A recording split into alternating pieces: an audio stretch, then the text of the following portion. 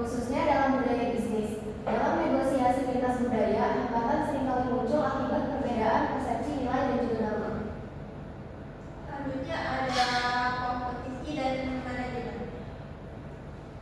ICC menurut Tim Somai dan Dorje meliputi kesadaran budaya, sensitivitas terhadap perbedaan, serta kemampuan beradaptasi terhadap konteks komunikasi yang berbeda. Sementara itu dalam tim multikultural, konflik kerap terjadi bila tidak ada kepemimpinan yang inklusif.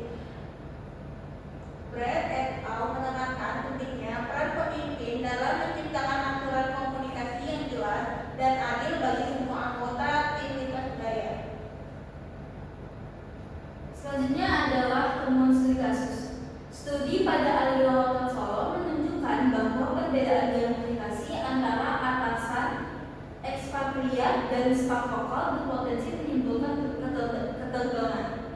Studi kedua menunjukkan bahwa penggunaan bahasa Indonesia secara strategis dapat membantu menyatukan pelaku bisnis dari latar belakang budaya berbeda. Oke, adapun kolaborasi dan kepemimpinan. Kolaborasi lintas budaya menuntut kemampuan interpersonal seperti empati, keterbukaan terhadap perbedaan, dan kesadaran diri budaya. Pemimpin memiliki peran sentral sebagai fasilitator yang mampu menjembatani kesenjangan budaya.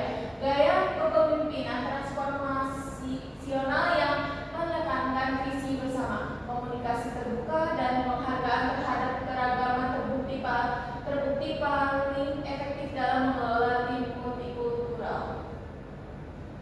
Selanjutnya ada peran teknologi. Perkembangan teknologi komunikasi seperti Zoom, Slack, dan juga Microsoft Teams sangat membantu dalam menjembatani jarak geografis antara anggota tim lintas budaya.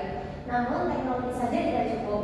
Penggunaannya tetap harus disesuaikan dengan konteks budaya masing-masing pihak. Misalnya seperti dalam penggunaan emoji, nada bicara, atau struktur pesan. Kesadaran akan preferensi komunikasi budaya lawan bicara menjadi penting untuk menghindari miskomunikasi digital. Selanjutnya